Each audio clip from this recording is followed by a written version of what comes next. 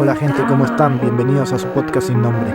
Este es un podcast donde hablaremos de emprendimiento, creatividad y arte para darte una guía de cómo vivir de lo que te apasiona. Les habla Fabricio Maquiavelo y empezamos. Hola, bienvenidos a Sin Nombre Podcast. Este es un nuevo episodio junto a Rodrigo. Hola Rodrigo. Hola, ¿qué tal, Fabricio? Bueno, para empezar, Rodrigo, ¿nos puedes explicar más o menos tu background para que la gente te conozca? Claro, Fabricio, bueno, primero que nada, gracias por esta invitación. Me presento un poco. No me gustan los currículums extensos, creo que es de mal gusto, pero básicamente para que probablemente se entienda buena parte de lo que vamos a conversar, yo soy Rodrigo Aguilera Hunt, soy psicólogo clínico y mi especialidad es el psicoanálisis. Tengo una maestría en psicoanálisis, me dedico a la docencia en general en psicoanálisis en Chile, en México, en Argentina. Y mi principal punto de trabajo, de investigación, además de la atención de pacientes, es los puntos de encuentro, de diálogo, de maridaje entre el psicoanálisis y la cultura. Yo sé que decir cultura es algo muy amplio, pero en particular la relación del psicoanálisis con, yo diría, con lo político y con lo social. Ya. Y por lo tanto, diríamos que tengo un aspecto de mi trabajo es la atención clínica de pacientes, otro es la escritura y otro es la docencia. Entonces, por ahí me voy moviendo habitualmente. Ya, genial. Justo habíamos conversado en la semana para plantear un tema específico porque como el tema de psicología, psicoanálisis, en realidad, y muy cerca también de la filosofía, porque muchos de los autores son filósofos y psicólogos clínicos y psicoanalistas.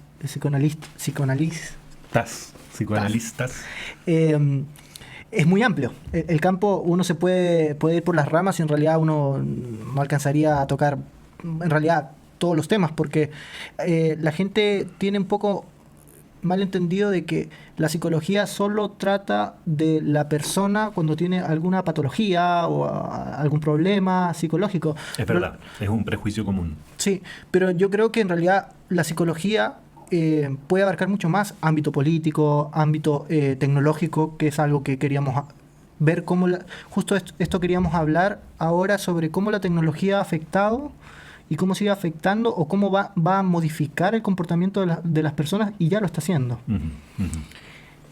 A ver, te quería hacer una pregunta. ¿Tú ves ahora en este momento que ha cambiado la forma en que nos relacionamos por la tecnología?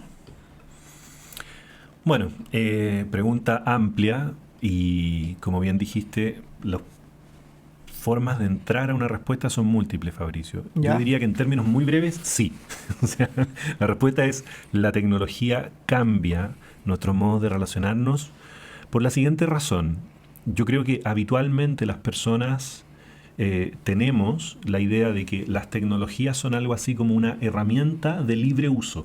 Es decir, soy una persona que tiene su criterio y voy y uso mi smartphone o uso, por caso antiguamente, el mail o cualquier dispositivo, digamos, ¿no?, tecnológico, un portón eléctrico, cualquier cosa, digamos, ¿no?, que tenga valor agregado desde la tecnología, pero fundamentalmente me imagino que apuntas un tanto como a redes sociales, dispositivos tecnológicos de esas características. Entonces, lo que diría el psicoanálisis y la sociología crítica también, Marshall McLuhan y otros autores, sería que los aparatos tecnológicos no son herramientas de libre uso, sino que son dispositivos. La diferencia entre una herramienta de libre uso y un dispositivo es que un dispositivo, la palabra lo dice, dispone la subjetividad. Ya. Es decir, yo no soy el mismo, no solo yo en términos personales, sino en la sociedad no es la misma, no tiene la misma relación con el tiempo, con el espacio, con los modos de comunicación, antes o después de un dispositivo tecnológico. Es decir, por ejemplo... Pero esto no sería en cualquier ámbito, en realidad, con cualquier cosa que sea externo a nosotros, ¿no nos condiciona? Bueno, yo creo que esa es una hipótesis fuerte que yo compartiría. Lo que pasa es que me parece que en particular se nos ofrecen los dispositivos tecnológicos de comunicación, sobre todo, como si fueran herramientas. Y la verdad es que por ejemplo, tú puedes decir, yo no tengo redes sociales, no tengo smartphone, yo me mantengo fuera de eso. Pero aunque uno esté fuera como individuo, en tanto sujeto de la cultura, te Ya se mueves en afectó. un tiempo-espacio, en una temporalidad, en una lógica de cómo circula la información, que ya está supeditada a eso. Suponte tú. O sea, ya solo el hecho de aislarte porque no quieres participar de la tecnología es porque la tecnología ya te afectó. Bueno, y sin duda, ¿no? Supón una relación de pareja en los años, digamos, 40, en medio de, qué sé yo, las guerras mundiales, etcétera, y donde la comunicación fundamentalmente era por carta.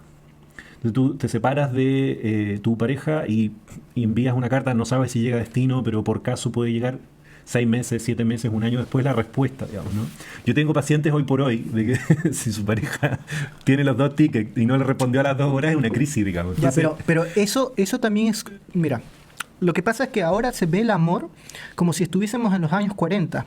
Antes era la romantización del amor y mucho atrás, era igual. O sea, era como el amor es para siempre, pero la gente vivía 50 años o se la jugaba todo el tiempo. Ahora llegamos a los 80 años, entonces también el amor se tiene que ver como es más complejo. Esa es una de las razones también yo creo que prolongar más tiempo el amor, como lo que tú me decías, ahora estamos saltándonos pasos que antes demoraban mucho más tiempo. Entonces ya tienes una relación donde interactúas con una persona 24/7. Ya no cada sujeto no tiene su tiempo. Entonces, una relación, si antes duraba 40 años, no eran 40 años continuos. La gente tenía que trabajar, no interactuaba constantemente, las personas se veían menos y por lo tanto el tema del romanticismo se trataba de otra forma. Ahora todo es rápido.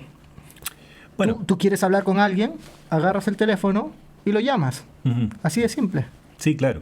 Lo que pasa es que además el tema es la demanda de la hiperpresencia, porque eventualmente se lee el gesto de no contestar el teléfono en sí mismo como un repudio al vínculo o como una sospecha de que el otro está en algo, digamos, ocultable, etcétera. Que no digo que por caso no puede haber algo de eso en alguna Claro. eventualidad, ¿no? Pero de alguna manera la violencia del dispositivo es que las personas tienen que estar siempre disponibles. En tanto que se asume que si está el dispositivo, tienen que responder. Y si no responden, es una respuesta. Entonces el dispositivo impone una temporalidad y le da una forma, digamos, a la estructura del vínculo que es distinta. Entonces, en ese sentido, claro, el amor, y en particular el amor romántico, al cual estamos haciendo alusión, cambia por múltiples razones de época en época. Por supuesto, no la podemos reducir a la cuestión de la temporalidad y los dispositivos. No, es uno de los factores. Es uno de los es factores. súper complejo y va de persona a persona, cultura a cultura. Exactamente, Sí. exactamente. Pero yo estaría de acuerdo contigo de que efectivamente un vínculo requiere de temporalidades, vamos a decirlo así, de intimidad y también de distancia, en que se va generando una dialéctica, ¿no? Claro. Que en la hiperpresencia, y eso se ha visto mucho en parejas que han convivido la pandemia, por ejemplo, donde las tensiones han aumentado significativamente, mucho más que los casos en aquellos en que los ha habido también, ha aumentado la relación, han tenido más espacio, tiempo para compartir, eventualmente ha sido bonito, pero en la gran mayoría de los casos, esa hiperpresencia del otro constante la ha vuelto banal, aburrida, e inclusive, diría yo, ha despertado los aspectos más agresivos del uno con el otro. Bueno, pero ahí no solo sería ese tipo de factores, sino que pones en exposición bajo la lupa todos los defectos, así como todo lo bueno, también todo lo malo. O sea, cuando, supongamos, esta persona te molestaba cierta cosa específicamente, bueno, lo hacía, te dabas cuenta cada 2-3 días, pero ahora lo ves constantemente. Es por eso que también hay una de las recomendaciones de no trabajar con tu pareja. O sea, hay gente que le funciona, pero hay gente que no. Claro. Es que tiene que ver también, Fabricio, con el tema de la disolución de los espacios, ¿no? Que se disolvieron las fronteras, por ejemplo, con el asunto de... Yo sé que hay una gran mayoría de la población que de todas maneras para sostener el modelo productivo, incluso en los peores momentos de la pandemia, de todas maneras tuvo que salir a trabajar. Pero en las capas medias y en las capas altas, donde el teletrabajo, digamos, ¿no? El trabajo online, el trabajo remoto se volvió más paradigmático de esta época, terminó disolviendo las fronteras entre lo privado, lo familiar, lo público, lo laboral, lo no laboral, porque básicamente todo transcurría en el mismo espacio-tiempo Y las Sí. personas, lejos de trabajar menos, comenzaron a trabajar más. Es decir, eran las 12 de la noche de un día domingo y te llega un WhatsApp del jefe, digamos, ¿no? Y tú dices, bueno, pero estoy acá, qué sé yo, con mis hijos. ¿En qué momento se hace la delimitación de los espacios en realidad? Exactamente. Eso no existe. Y eso le resta erotismo, por lo tanto, a ese espacio, porque eventualmente aquel espacio, supón tú una sala de estar o un living en que uno compartía, jugaba naipes, conversaba, se tomaba un trago, veía televisión, lo que fuere, y hoy día también es el lugar donde estás con el notebook todo el tiempo trabajando, etcétera. Ese mismo espacio ya tiene una carga semántica, afectiva, digamos, un clima emocional Exacto. que es distinto. Y sobrecargas de responsabilidad justo a la persona con la que compartes, específicamente con la pareja. Porque, por ejemplo, habían unas cuestiones de fuego emocional, por así decirlo, de forma muy rústica para decirlo, de que si tú tenías un mal día o una mala semana, podías compartir con alguien externo, que eran tus amigos, tomarte una cerveza, poder socializar, no estar encerrado. Y sobre todo, lo que tú me dices, que estamos hablando en un lugar donde tú tengas todas las condiciones mínimas para poder hacer teletrabajo, tener tu casa. Ahora, si lo extrapolamos, que hay gente que vive en abusos, Absolutamente. o sea, que tiene más de un hijo, donde comparten cuartos, entonces la carga emocional es mucho más fuerte que la gente que tiene una habitación, tiene un estudio, no le falta comida y si quiere hace teletrabajo. O sea, encima es un privilegio tener teletrabajo. Hay gente que se la tuvo que jugar nomás y salir a trabajar. No, exactamente. O sea, lo que dices tú, la precarización de la vida, las dinámicas familiares donde, por ejemplo, viven 3 generaciones en una vivienda, digamos, ¿no?, de 40 metros cuadrados o menos, son situaciones que evidentemente, a ver, como diría el principio marxista fundamental, digamos, ¿no?, que a veces las condiciones materiales de existencia condicionan la subjetividad y la conciencia. ¿No? Esa forma de pensamiento materialista. Sabes que yo tengo el mismo pensamiento, materialismo dialéctico y materialismo histórico, que la gente piensa de que uno, por tener pensamiento en algún punto marxista, tienes que ser comunista, que en realidad Claro. es... Se nos está yendo todo el mundo del podcast en este momento. Sí. No, y no es así, sino es una corriente de pensamiento que... No, como pensamiento filosófico, digamos. Sí, ¿no? sí. Simplemente lo que estamos señalando con esto es que lo que entendemos por subjetividad, léase nuestras emociones, nuestro modo de pensar, nuestra visión de mundo, evidentemente no puede estar desconectada de nuestras condiciones de vida, digamos, ¿no? Entendiendo por condiciones de vida el espacio donde vivimos, la condición socioeconómica, nuestro acceso a la educación y un sinfín de otras cuestiones que hacen de nuestro día a día. Entonces, cuando tú planteas, y muy bien, Fabricio, que aquellas problemáticas que yo describía evidentemente son problemáticas burguesas, o sea, absolutamente acomodadas, qué sé yo, que se desconfiguró el espacio entre laboral y doméstico, pero la verdad es que la pandemia agravó, y en particular en Chile, las condiciones de salud mental por muchas razones y mucho más fuertes, por precarizaciones muy grandes y por dinámicas de violencia tremendamente graves también. Supón tú, con los colegios pasó lo mismo, ¿no? Muchos colegios ya, bueno, vamos a seguir en formato online, pero hay muchos niños que no tienen acceso a internet. Sí. Ni siquiera cerca de tenerlo. Y fuera de eso es que los profesores tampoco están capacitados porque acá hay un error en realidad de cuando uno dice, bueno, pasemos al tema de la educación online, es agarrar un computador y el profesor dicta exactamente la misma clase. Como si fuera homólogo. Y la verdad es que no. Mira, yo antes de la pandemia, hace como 2 años y medio, 3 años, yo ya empecé a estudiar fotografía, diseño gráfico, empecé a estudiar dirección de cine, marketing digital y todo eso, con empresas dedicadas de España, y hay otra de América Latina, especializada en tema online. Y es totalmente diferente. Pero es que es totalmente diferente la forma de interactuar, la forma en que están grabadas las clases, tú las puedes repasar donde quieras, puedes tener tutores, puedes preguntar, hay una comunidad gigante que tú puedes interactuar. ¿Por qué no hacen por ejemplo, por qué no todos los alumnos de secundaria de tal año a tal año puedan tener un foro donde se puedan ayudar entre ellos sistemáticamente, que haya tutores online entre propios alumnos? No se ha hecho absolutamente nada como para decir, bueno, estos son clases online hechas para pandemia. No, es como agarremos y salgamos del paso. Sí. No, bueno, eso reveló la gran improvisación, pero también revela fisuras de nuestro sistema educacional que son previas a la pandemia, y que tienen que ver con las formas pedagógicas, con las formas de entender la grupalidad de aprendizaje. O sea, pensemos que nuestro modelo, más allá de la gran segmentación, digamos, socioeconómica entre colegios públicos y privados, eh, y bueno, y un sinfín de otras segmentaciones que tiene nuestro sistema educacional. Por caso, Chile es el único lugar, digamos, no sé si el único, pero es muy llamativo para mucha gente, donde en una conversación social cualquiera te preguntan dónde estudiaste, en qué colegio estudiaste. Y eso te dice de quién eres, básicamente, ¿no? Si tú dices en Santiago, soy del Nido de Águila, perfecto, puedes entrar a esta fiesta, digamos, ¿no? Perdona que insista para cerrar el punto simplemente, Fabricio. Entonces, además de esa segmentación, obviamente, estas cosas que dices tú, por ejemplo, foros de pares y otras cosas, no están siquiera en el paradigma, en la ideología de cómo se hace educación, porque las salas mismas, que son un dispositivo donde hay un profesor adelante, 20, 30, por caso 40 alumnos, sentados, digamos, en sus pupitres, prestando atención durante 1 hora y media a un monólogo, etcétera, etcétera, evidentemente son sistemas absolutamente añejos, que se verifica, cualquier psicólogo educacional incluso te lo puede decir.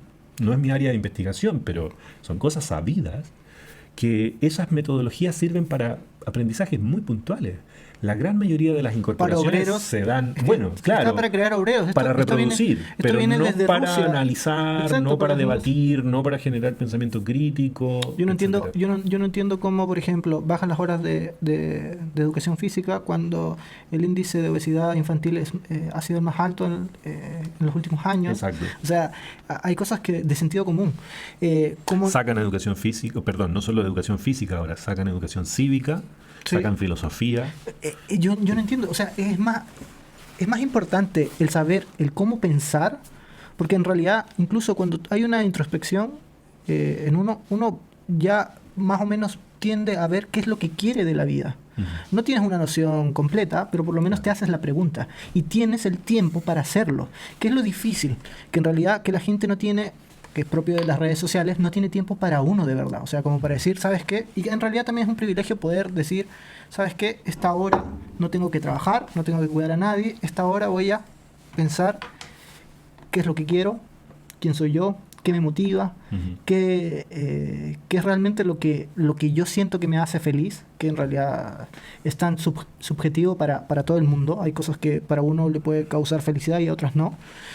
Y que eso no te den herramientas en el colegio, en realidad encuentro que cada vez se hace la educación mucho más precaria.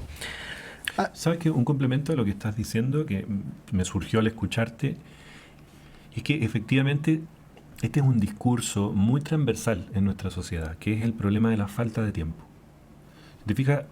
Más allá de segmentos socioeconómicos o rango etario, la edad de la persona, etcétera, o el estilo de vida, el gran padecimiento común pareciera ser que se está contra el tiempo. Y creo que esto dialoga muy bien con lo que veníamos conversando al principio sobre los dispositivos tecnológicos también, entre otras cosas, ¿no? La temporalidad de la inmediatez, como bien dijiste tú, del like, del multitask, del estar sobre las cuestiones. Suponte tú, si una computadora tú la enciendes y se demora 30 segundos en cargar, te da una crisis de pánico, digamos, ¿no? Y tú dices, no es nada, digamos, ¿no? Pero en nuestro tiempo uno tenía que esperar 3 minutos, 4 minutos para cargar el cassette del Nintendo, y a veces se colgaba y uno decía, tranquilo. Yo me acuerdo cuando era chico, me gustaba una canción y estaba esperándola muchas veces durante 2 horas que la pusieran en la radio para ponerle rec. y cruzaba los dedos para que voy a decir una grosería de repente, para que el locutor no sea tan imbécil y diga Radio 1, Radio 1. Y te jodía, decías, tenías que esperar al día siguiente o a la tarde para poder grabarla bien. Exactamente. Entonces, esas son cosas que, más allá de la anécdota personal donde se nos cae el DNI, lo que va mostrando. A ver, pero en todo caso yo no soy un nostálgico en el sentido de que antes siempre fue mejor y el mundo va en degradación. No tengo una dialéctica antiprogreso para nada, ni tampoco una... Pero no todo progreso tiene que ser mejor. No, evidentemente. Pero... Y tampoco tiene que ser... no lo podemos hablar como conjunto. O sea, tú ganas ciertas cosas. Por ejemplo, somos la generación que vivimos mejor, que comemos mejor, pero también una de las generaciones donde hay más desigualdad y más problemas psicológicos. Y la gente dice, no, es que antes no se trataban. Eso es mentira. La movilidad social en los años 50, se hizo un estudio en Estados Unidos donde la movilidad social en los 50 era de un 90%. En los 2000 se hizo el mismo estudio que la movilidad social era de un 8%. En Estados Unidos. En Estados Unidos. Un 8%. Ujú. Prácticamente no hay sueño americano. Claro, No claro. existe, no hay forma. Si tú naciste pobre, vas a morir pobre. Hay otro estudio que se hizo a nivel mundial que se necesitaba 5 generaciones para salir de la pobreza. Sí. Específicamente, 5 generaciones. Eso significa que 5 generaciones tenían que ser extraordinarios Ujú. para poder salir del ciclo de la pobreza.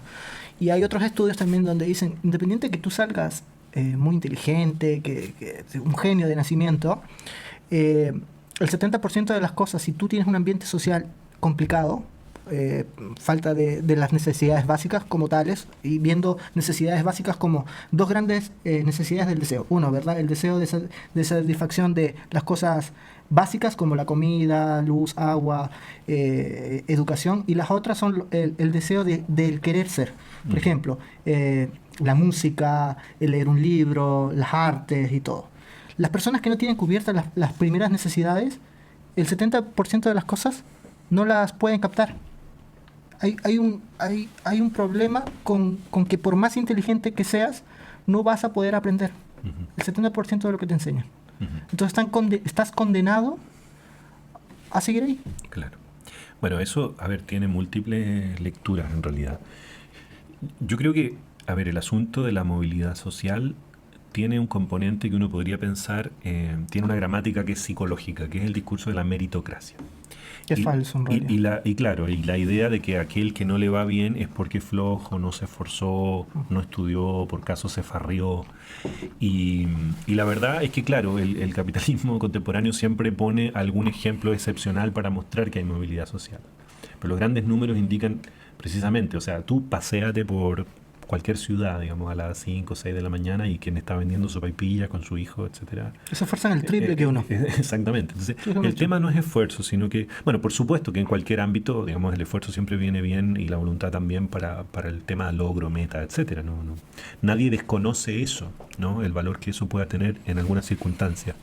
Pero es un discurso absolutamente, a ver, yo lo diría así, es muy fascista, es muy violento, aunque uno no sepa que lo está haciendo, ¿no? O sea, yo digo, por ejemplo, ¿no? Estos estigmas que existen, no, es que los mapuches son flojos, o son alcohólicos, o son no sé qué, o es que los pobres son... Todo lo que tenga que ver con esa forma gramatical de los X son así, esa suerte de ontología natural de que X grupo etario, X grupo racial, las mujeres, los hombres, todas esas frases Pero, ¿sabes? armadas en esa estructura gramatical suelen ocultar procesos históricos, sociales, económicos, antropológicos de una gran complejidad. Ya, pero ahora yo te voy a poner algo que estaba leyendo hace poco. El discurso del todopodismo, por así decirlo, de las personas que se esfuerzan y todo eso, en realidad es un discurso hecho para que gente como nosotros, los privilegiados, y gente más privilegiada que nosotros, piensen de que se merecen lo que tienen. Ajá. ¿Me entiendes? Y no es algo que está condicionado por donde naciste. Y incluso en los estudios que he leído, ni siquiera un factor importante es la educación.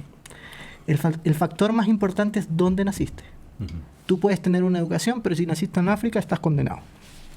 Tú puedes ser una persona con un gran coeficiente intelectual, pero si naciste en uno de estos países árabes siendo mujer, estás condicionado por dónde naciste. Ujú. Entonces, como que el mito de los derechos es para el hombre blanco con propiedades. Ujú. Para eso son los, por así decirlo, ellos sí pueden ser lo que quieran. Bueno, claro. Y aquí está el antiguo, que por supuesto hoy día se complejiza más, porque la forma de explotación y dominación, a diferencia del capitalismo industrial o temprano, diríamos, ¿no? Es un capitalismo mucho más acéfalo, mucho más de plataformas, mucho más financiero. Los mecanismos de explotación son más abstractos. Las lógicas, digamos, no del negrero encima del proletario no son las mismas. O sea, entrar a la crítica cultural de los regímenes de dominación del siglo XXI por supuesto, exige nuevas categorías y nuevas formas de entrada que la clásica, digamos, como película media de Chaplin, digamos, ¿no? Como de propia de la explotación del obrero en la fábrica, digamos, ¿no? Eso se sigue dando, sobre todo en el tercer y cuarto mundo, se sigue dando tal cual, pero en buena medida son distintas. Ahora, el tema ahí, y es como lo que yo ligo con el psicoanálisis y su crítica cultural, es que lo que se oferta como el ideal de vida, ¿no? El ideal aspiracional, el ideal de éxito personal, está basado en una serie de principios que que comulgan con el modelo, vamos a decirlo así, y que uno los vive como si fueran espontáneos. O sea, si yo te pregunto, por ejemplo, ¿por qué quieres tener un Ferrari rojo, casarte con una mujer rubia de ojos claros, 90, 60, 90, tener 5 propiedades y aprender a hablar inglés y viajar al sudeste asiático? ¿Desde dónde salieron esos deseos, digamos, ¿no? Y tener hijos después de los 35 para realizarte. Y uno dice, no, es que surgió de mi corazón, te podría decir alguien, ¿no? Si el ser humano funciona por contraste y armonía, entonces es como... Ajá. Entonces ahí es donde entra el psicoanálisis también, en el sentido de la lectura cultural de eso, digamos, ¿no? Que el deseo nunca es una suerte de ebullición que nace de las vísceras simplemente, y uno dice, oh, deseo tal cosa. El deseo está permeado por el discurso, y por caso el discurso social. ¿Mm? O sea, en ese sentido es lo que Jacques Lacan, un psicoanalista francés, diría, el deseo es el deseo del otro, digamos. Entonces, tú tienes que poder entender cuáles son las significaciones que rodean y producen subjetividad para entender también cómo desea a alguien, ¿sí? Y por qué desea tal cosa y no otra, y de este modo y a este ritmo. Y bueno, obviamente los deseos y las aspiraciones por distintas clases sociales tampoco son las mismas. Ahora, por ejemplo, uno diría, ¿por qué en muchas poblaciones, digamos, muy precarizadas, tú tienes plasmas, tienes internet, tienes zapatillas caras, pero no tienes libros? Pero la educación, o sea, perdón, la alimentación es muy pobre en términos de balanceamiento y salud, etcétera. Y uno dice, bueno, es simplemente porque los pobres son idiotas, y ahí es donde aparece nuevamente hay la una crítica brutalidad del cultural. mensaje. Sí, es que hay una brutalidad del mensaje ahí. Es como si a una persona, por ejemplo, toda la vida anduvo con zapatos rotos, lo primero que va a hacer es, esta persona se creció en un ambiente vulnerable, o sea, Ujú. es inevitable que psicológicamente el niño se iba afectado. Lo primero que va a hacer cuando gane un sueldo es tratar de reparar, por así decirlo, eso que él piensa que está mal, que son las zapatillas, para que no lo miren a mal, Ujú. no lo miren en menos. Sí. Entonces la gente piensa, no, es que es un tonto, es que se está comprando zapatillas en vez de comprarse un libro o poder rearmar la gotera de su casa.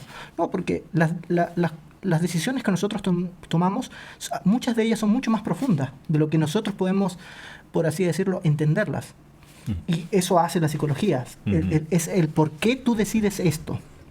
Sí. Ahora, fíjate que hay una distinción que yo planteo, bueno, no yo, digamos, ¿no? Pero yo adhiero a ella. Bueno, está el eufemismo de decir, en vez de pobre, pobreza, digamos, se llama vulnerable, ¿no? Y ¿cuál es el problema de señalar a sectores pobres o precarizados como vulnerables? Que vulnerable supone que ellos son vulnerables per se por ser pobres. Y en realidad la vulnerabilidad, primero que nada, es una condición estructural al ser hablante, digamos, al ser humano, y no es una mala palabra. Y segundo, diríamos que ¿por qué no se le llama vulnerados? Es decir, la diferencia entre decir vulnerable y vulnerados es que el vulnerable son ellos, digamos, yo nací, entonces soy vulnerable por ser pobre, pero en realidad son personas vulneradas en su derecho. ¿En su derecho a qué? A una educación de calidad, a una vivienda suficientemente buena, a un barrio libre de violencia extrema. Entonces, son niños, niñas, estoy pensando fundamentalmente en la infancia que crece, digamos, en barrios aislados, precarizados, son vulnerados en sus derechos, no son más vulnerables que otros, ¿entienden? Entonces, podría decir, pero es que es una palabra simplemente, pero es que las palabras constituyen, digamos, la realidad y la dialéctica es importante. Exactamente, exactamente. Entonces, no es que yo soy menos vulnerable que un niño en La Pintana. No, porque le quita no hay nada más vulnerable en él o en mí a priori en el ser, digamos, ¿no? El decir vulnerable a vulnerado es como le quitas el peso y la responsabilidad al sistema, Estado. al ¿sí? Estado, claro. Estado. En particular al Estado. Sí, es como se quita responsabilidad. Es como, es pobre porque quiere. Es lo mismo. En Exactamente. el fondo lo estamos mismo. girando con distintos elementos, con distintos ejemplos, sobre un mismo elemento, ¿no? Que muchas veces, y esto es lo que hoy por hoy también se le llama, digamos, como capitalismo terapéutico. ¿A qué refiere ese concepto? No, no quiero entrar en debates muy academicistas, simplemente decir que hoy por hoy la gran mayoría de la gente cree que las cosas se explican con la psicología. Y creo que una psicología realmente crítica hace, valga la redundancia, una crítica de eso. Porque si a alguien le va mal es porque es flojo. Si alguien perdió dinero, le faltó un coach. Si alguien es que es vulnerable. Si alguien asesinó a otro, es que es negro. O sea, todo se atribuye a psicología individual y además media como biologicista, ¿no? O sea, algo tiene en el cerebro este tipo. O sea, cualquier persona lee muchos fenómenos que son sociales, institucionales, colectivos, Es a la que, luz de que es las que personas igual hay, fueron como igual hay hartas cerebritos. corrientes y es un Claro. compuesto, por ejemplo, hay varias corrientes de pensamiento donde, claro, ahora justo se está estudiando cómo afecta no solo las emociones y el cerebro y la conciencia, que en realidad todavía no se ha definido qué es la conciencia como tal. Ujú. Eh, pero, por ejemplo, el microbioma. Nosotros somos lo que comemos.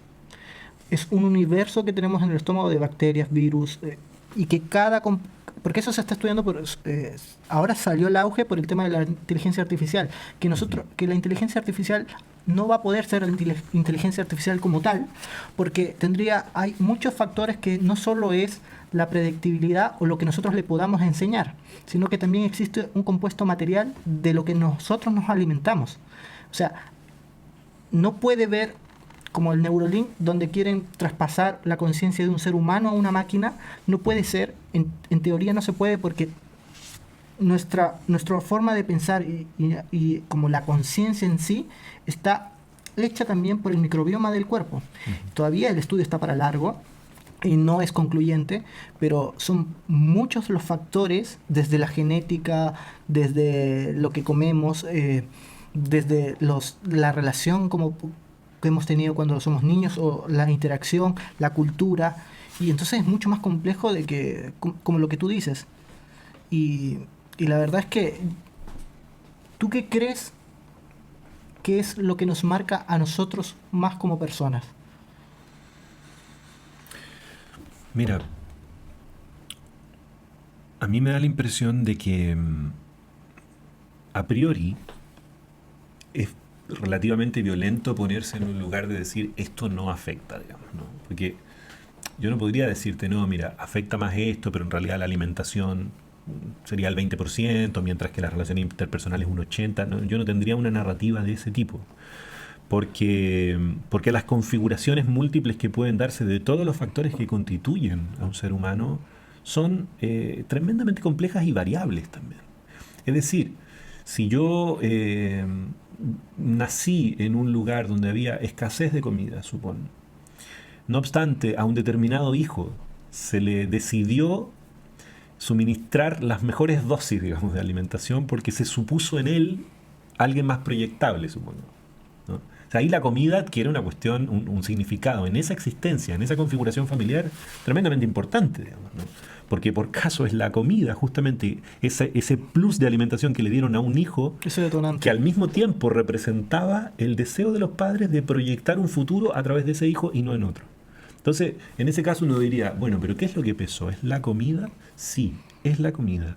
Pero también la vectorización del deseo que había en esos padres de que ese hijo fuera el futuro de esa familia. Entonces, en psicoanálisis en general, uno no tiene una teoría totalizante a priori de qué es lo que más determina a una persona. Aunque uno podría decir en general, bueno, es el lenguaje, son las relaciones primarias con nuestro ambiente, la familia, los dispositivos institucionales de socialización temprana, escuela y otras, las leyes. Todo eso va constituyendo humanidad, pero sin lugar a duda que también el ambiente natural, la relación con la naturaleza, el aire que respiramos, la alimentación, como bien dijiste tú, son elementos que a lo mejor yo diría que el psicoanálisis le presta en general un poquito menos de atención, pero yo en particular creo que son igualmente importantes y, te insisto, pueden ser significantes súper importantes en algún caso clínico incluso, ¿no? ¿Y en tus casos clínicos has tenido alguna persona que sea afectada directamente por redes sociales? Bueno, sí, sin lugar a dudas. Hay muchas personas que en redes sociales... ¿Ya se está viendo más seguido ese tipo de casos? Sí, sí. Bueno, hoy día diríamos que el bullying, por ejemplo, circula fundamentalmente en redes sociales. Hay, por ejemplo, también el auge de las funas, por ejemplo, para... Yo estoy en contra de ello. Yo sé que es poco popular, pero a mí, o sea, si cometes un crimen, tienes que pagar por ello. Sí. Pero No, es un tema complejo, porque de alguna manera la funa, allí donde muchas veces la ley o falla o llega tarde, o en fin, falla en favor muchas veces del perpetrador y no de la víctima, pero también yo conozco casos en los cuales personas injustamente han sido funadas a partir de una situación ya, que pero no justifica. Pero bueno, en todo caso... aunque sea culpable, o sea, tiene que haber un peso de castigo proporcional a lo que haces. O sea, y yo creo que las funas no debieran ser retroactivas. O sea, porque uno está condicionado. Uno está condicionado.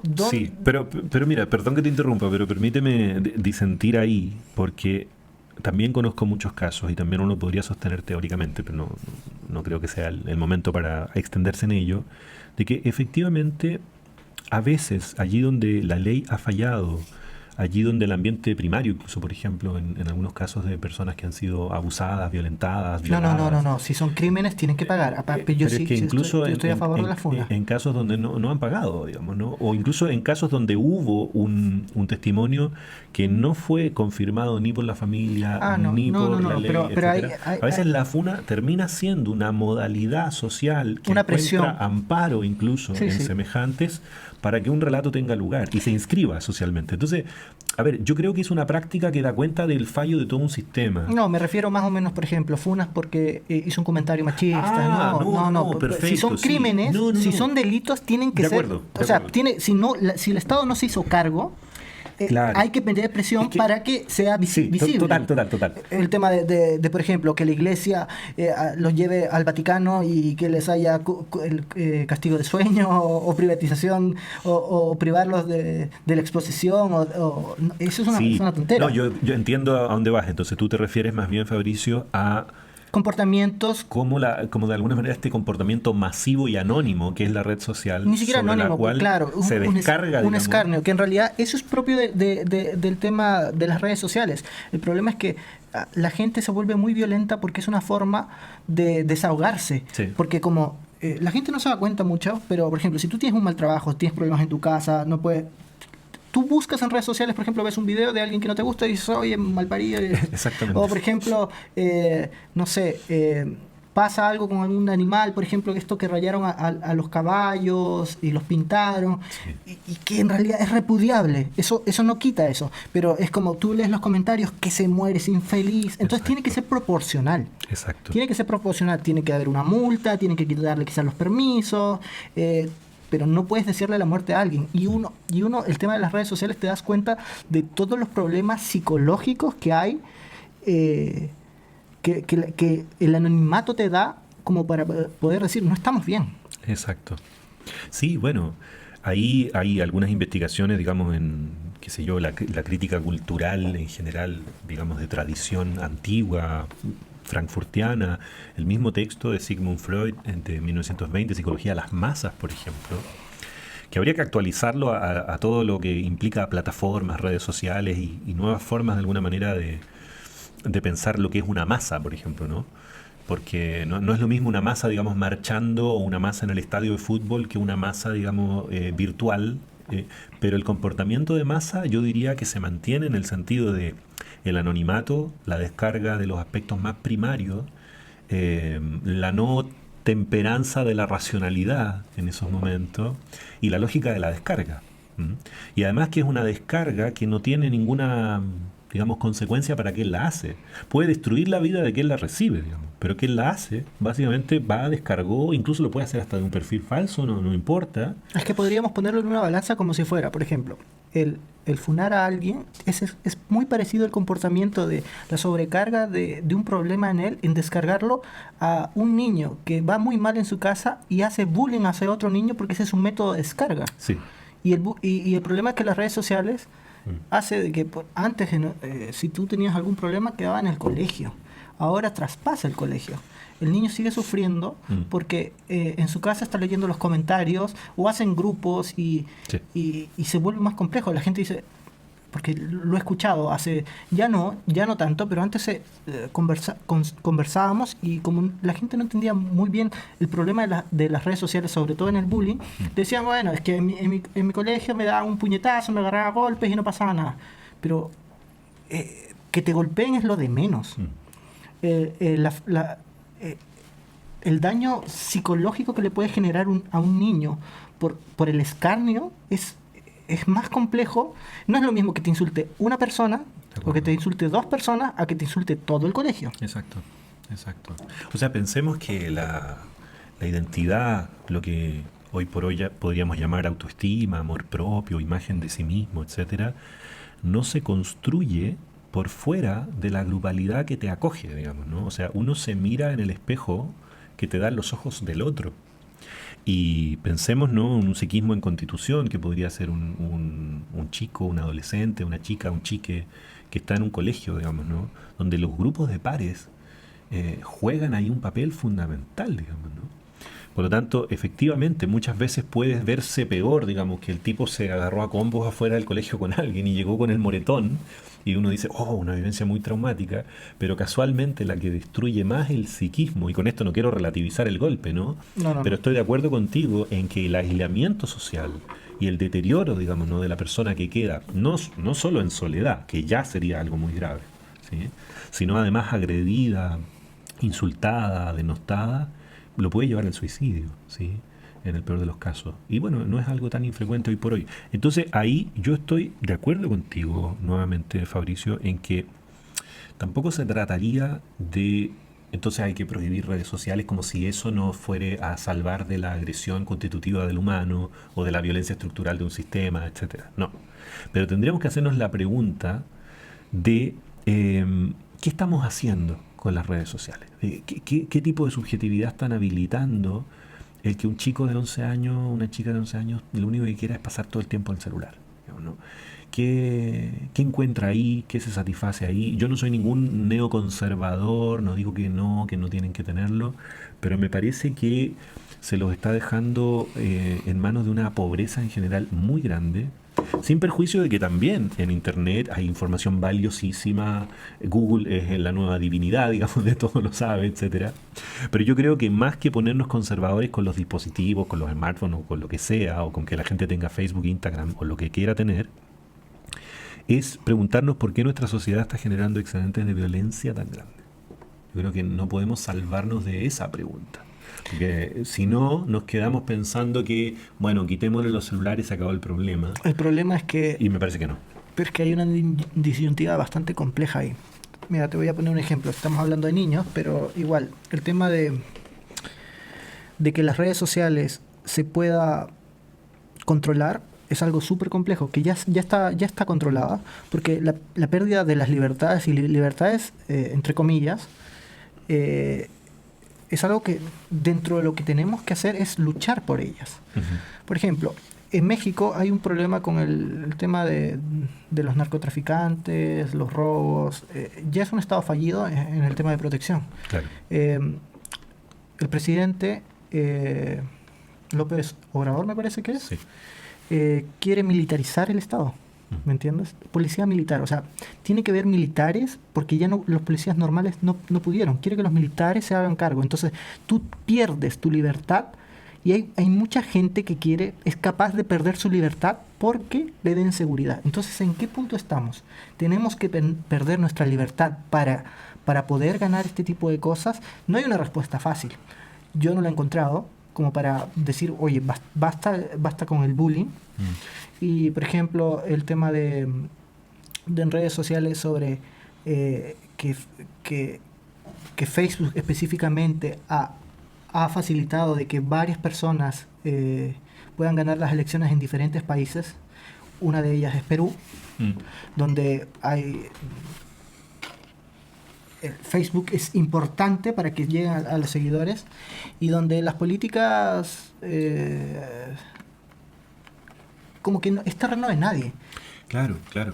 Bueno, a ver, yo creo que... Y no hay una solución real para ello. Y no creo que haya respuesta fácil y no creo que incluso haya una respuesta.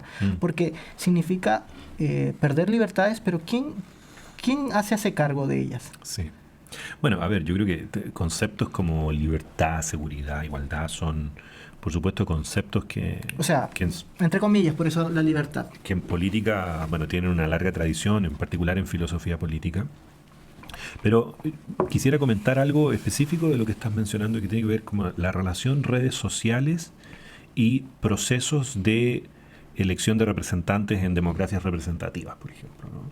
Pensemos que antes, hasta hace no muchas décadas, se hacía, digamos, una gran congregación en la calle, el tipo con el micrófono haciendo un relato, digamos, político. Eso hoy día no tiene ningún impacto. Se hace de alguna manera el cierre de campaña como una cuestión simbólica, pero se sabe que la campaña se está jugando fundamentalmente en redes. Sí. ¿Y eso por qué, digamos, no? Entre otras cosas, el marketing es lo mismo, digamos. La sociedad del espectáculo en la que vivimos, la sociedad del marketing, donde el marketing es uno de los discursos hegemónicos de nuestra época, porque de alguna manera el marketing es la mediación entre el deseo y el consumo, que es la base de la reproducción del modelo, digamos. Entonces, pasa que los candidatos a cargos públicos operan con la misma lógica del marketing. Es decir, tú, en lugar de tener asesores ideológicos, asesores técnicos, fundamentalmente tus principales asesores son asesores de imagen. Entonces, tú ganas de alguna manera elecciones posicionándote en tendencias, modos de hablar. La banalización del mensaje. Absolutamente, la banalización. Entonces, el candidato pasa a ser un rostro, literalmente, una oferta en el mercado de rostros. Y eso, que uno podría pensar en gente con mayor cultura política, con más tradición ideológica, etcétera, quizá de alguna manera sea un poco, ni siquiera del todo inmune a aquello. Pero uno diría como que las grandes masas, digamos, salvo en momentos bien particulares, Chile está atravesando un momento bien particular del cual requeriría un podcast completo probablemente hablar de eso, ¿no? Pero tradicionalmente, en la actualidad, el posicionamiento de tu imagen, no nos olvidemos también, estimado, que nosotros también somos una imagen en el mercado. O sea, 2 ejemplos te voy a dar. Yo, por ejemplo, hoy día descubrí, y ya antes me lo tomaba persecutoriamente, hoy día me lo tomo con humor, digo, me voy a comprar el otro día tenía que comprar una alfombra. Entonces dije, voy a meterme a alguna tienda o a Google a poner venta alfombras, y voy a revisar 2 o 3 tiendas. Ya no compro, digo. Voy a esperar, porque la próxima vez que abra Facebook, Instagram y todo, me van a llegar excelentes ofertas. Entonces yo compro. No tienes que comprar a la primera ni a la segunda. Ni a la primera ni a la segunda. Y en la cuarta te va a salir una oferta. Como 3 o 4 días después, porque de lo contrario, compras y después te van llegando de alguna manera. Y con todo el tema Big Data, algoritmos. Y ni siquiera necesitas buscarlo, necesitas conversarlo nada más. Exacto, simplemente. Hablarlo. El teléfono reconoce ciertos patrones. Exactamente. Entonces, bueno, y ahí pasan cosas bien divertidas. Yo hace poco le escuchaba a un amigo bien metido en tecnología que me decía, Facebook es capaz de anticipar que tú estás en crisis de pareja mucho antes que un buen amigo o que un psicólogo, digamos, por la cantidad de pornografía que ves, por el tipo de fotos, por la cantidad Pero te cuento una cuestión de una demanda que hubo en Amazon. En Amazon hubo una demanda. Cuéntanos. Porque por las compras que ella hacía, le recomendó de que se pañales a una chica, una menor de edad. Amazon sabía que estaba embarazada antes que la chica. Claro. Y los padres hicieron la prueba de embarazo porque la publicidad era constante en pañales y todo, y la chica estaba embarazada y los padres demandaron a Amazon. O sea, ¿hasta qué punto puede ser tan efectivo el tema de la Big Data? Sí. Y la inteligencia artificial como tal, que en realidad no es inteligencia artificial, es una cuestión, el nombre es de marketing, no es una inteligencia como tal, por así decirlo, podría ser cibernética, pero no inteligencia artificial como tal, porque ellos van aprendiendo de acuerdo a la programación que nosotros le vamos dando y los datos que uno le va dando. Claro. Pero eso ha cambiado completamente el discurso, porque al final es como, ¿qué es lo que realmente tú deseas? Bueno, ¿y supiste si ganaron el juicio? Me imagino que no. Digamos. Yo creo que sí. Ah, ¿tú crees que sí? Sí, yo a creo Amazon. Que sí. A Amazon. ¿Unos padres? Sí. Wow, sí. buen dato entonces. Pero es que estoy hablando que esto fue hace muchos años, hace 2 años atrás. Ahora, Amazon prácticamente es un país completo, tiene el PBI mucho más alto que otros países, Ajá. e incluso hay abogados que se encargan para litigar dentro del mismo Amazon, porque tienen sus Supuesto. propias leyes. No, por supuesto. Entonces, son 9 empresas más o menos que mueven absolutamente todo en el mundo y ni siquiera la política se está adaptando a ello, Claro. como para restringirlo. Ya no se puede restringir. Yo me acuerdo que dividieron a Microsoft por monopolio, cuando en ese momento Microsoft no era tan grande como lo que ahora es, y hasta ahora no pueden partir. Llevan años litigando contra Google, Apple y Amazon, y no pueden. Mm. El país más poderoso del mundo no puede dividirlos por monopolio. ¿Por qué? Así es. Porque el lobby está permitido, es legal en Estados Unidos. A ese punto se ha llegado. Pero el tema de lo que tú me decías, que nosotros somos, nuestro deseo es el deseo del otro, es como, nosotros somos el deseo que está programado del algoritmo. Entonces, ¿es realmente lo que nosotros deseamos o lo que otra cosa quiere que deseemos? Ujú. Y eso lo estaba viendo hoy día en la tarde, y es como, ¿realmente quieres lo que te ofrece Amazon? ¿O lo que te ofrece Google? ¿Es realmente? ¿O es una profecía autocumplida? Bueno, ¿Cómo llegas a distinguir eso? es que ese es precisamente el problema, ¿no? Que es indistinguible. O sea, lo que ocurre ahí es como una suerte de, si lo pensamos como una suerte de nudo, ¿no? El nudo tiene un lugar intersticial, digamos, donde uno no sabe qué cosa es de un lado o de otro, ¿no? Está en el entre, justamente. Entonces no es como que uno tiene en realidad deseos que son sí muy propios, que realmente son de uno, y otros que son del mercado y que son, entre comillas, falsos deseos. Esa sería como una perspectiva ingenua, diría yo. Más bien son siempre mezclas, ¿sí? Es como, hay un concepto que también es de Lacan, que se traduce por inmicción al español, pero que tiene que ver con inmiction, que es, por ejemplo, cuando tú pones una bolsa de té en el agua y se diluye, tú ya no puedes separar el agua del té. Por lo tanto, el deseo y el mercado operan en inmicción, diríamos, ¿no? En esa mezcla que es difícil saberlo. Lo mismo pasa, digamos, con, qué sé yo, los gustos musicales, por ejemplo. Uno dice, ¿por qué una canción es exitosa en determinada época? ¿Sí? ¿Por qué por qué hoy día se escucha, no sé, reggaetón, antes fue otra cosa y antes fue otra cosa? Yo creo que los deseos no, por lo menos yo creo, y que lo he leído harto, hay dos corrientes muy fuertes, pero la que es más fuerte es como, prácticamente nosotros no deseamos nada, es la constitución de la sociedad que hace que vamos a querer algo u otro. Por ejemplo, el tema de los gustos de sabor es una cuestión adquirida. O sea, tú naces en esta región del planeta y lo amargo te puede parecer rico, y en otros lugares lo ácido. En Noruega me parece que comen un tiburón fermentado prácticamente podrido, y es un manjar. Nosotros no podríamos comerlo. Ahora, y la otra corriente es que hay unos gustos, hay cosas básicas del ser humano instintivos. Que por ejemplo, el tema de los colores, que el rojo es una amenaza, los colores llamativos, hay ciertos sonidos, pero en realidad es tan complejo que yo por lo menos no he llegado a una respuesta concreta. Y ya me entró la duda. ¿Tú crees que nosotros nacemos deseando algo? A ver, ¿O somos un constructo de las situaciones donde nos criamos, donde lo que comemos, de la cultura, el tiempo? claro, es que ahí nuevamente aparecen distintos paradigmas, distintas formas epistemológicas de plantear el problema.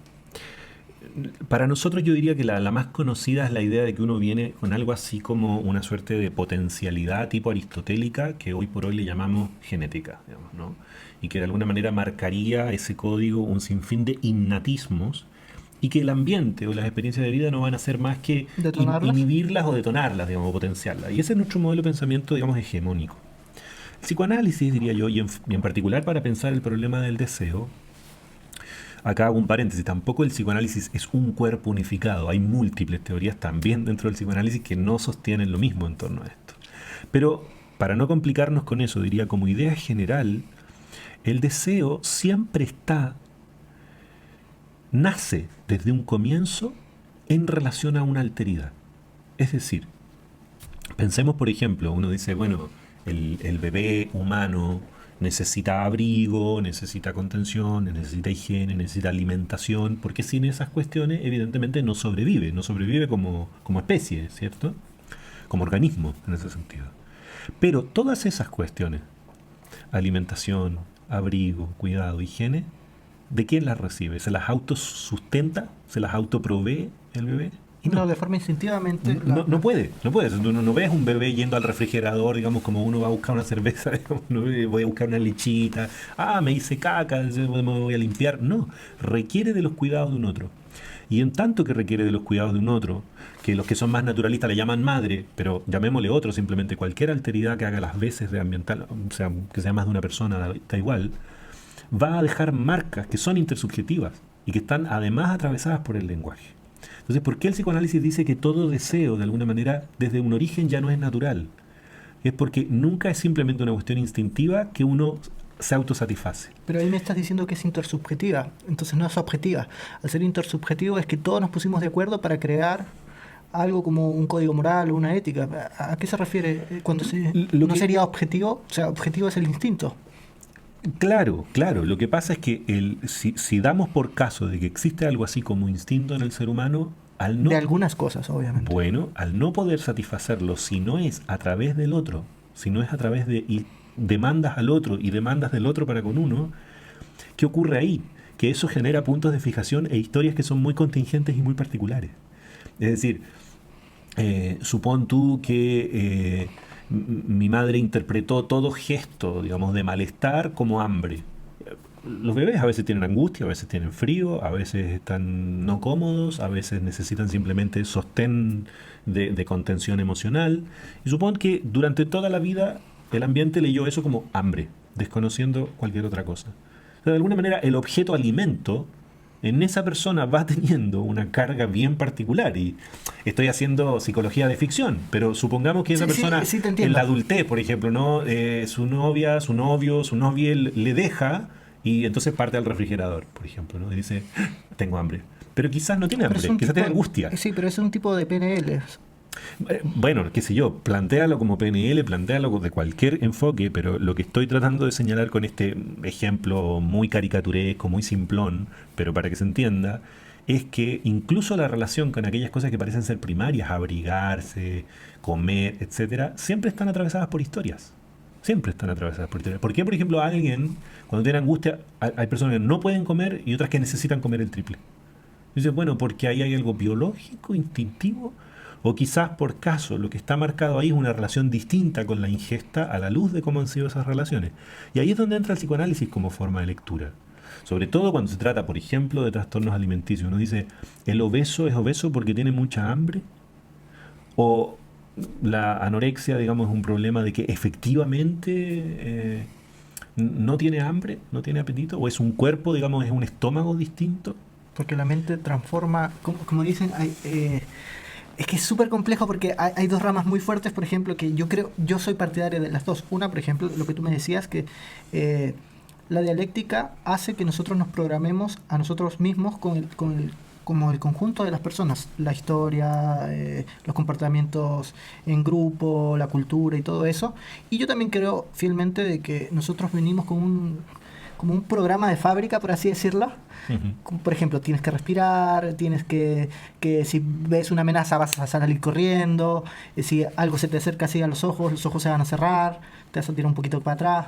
El tema de que veas a los niños adorables, y no, ¿me entiendes? Como para poder tener que cuidarlos, ¿me entiendes? Yo creo que hay nociones básicas que son de forma natural en el ser humano, pero prácticamente todo el resto son cosas que vienen como se aprenden, claro, a lo largo de la vida, como lo que tú me dices. El problema es que uno cree que las cosas más básicas están explicadas al 100 por eso, y me da la impresión de que, por lo menos para yo sostener nuestra epistemología psicoanalítica, diríamos que no es del todo así. Supón tú una madre que tiene un embarazo y que al momento del parto tiene depresión postparto, no logra conectarse con su bebé, incluso siente, aunque le cueste decirlo por culpa fundamentalmente, rechazo absoluto por su bebé. Entonces uno diría, el instinto, si hay algo que lo define en la etología, o sea, en la etología del estudio del comportamiento animal, es que no falla y es para todos los casos infalible. No, porque en ese los animales falla. Pero la diferencia es que en los animales cuando falla, mueren. Bueno, mueren. Pero en el ser humano ya no es así. Bueno, perfecto. Pero entonces, el punto es que el instinto, si alcanza su meta, digamos, ¿no? Que es un saber fijo en ese sentido, digamos, ¿no? Permite la vida, y si falla, bueno, eventualmente la sobrevivencia se ve amenazada. ¿Cierto? Y ahí comparto algo contigo, porque justo estaba leyendo al respecto. El ser humano intraevolucionó en como separarse, y nos transformamos en sujeto porque ahora somos víctimas de la subjetividad que tenemos, ¿verdad? Entonces hemos perdido cierto instinto animal, pero ganamos otro tipo de cosas. O sea, por ejemplo, tú me pones a mí en la selva y me muero a la semana, porque no sé sobrevivir. Entonces no es la misma persona, la persona que nació ahora, que la persona que nació hace 30.000 años atrás. Uh-huh. Porque es un cúmulo de cosas donde el ser humano va evolucionando como tal.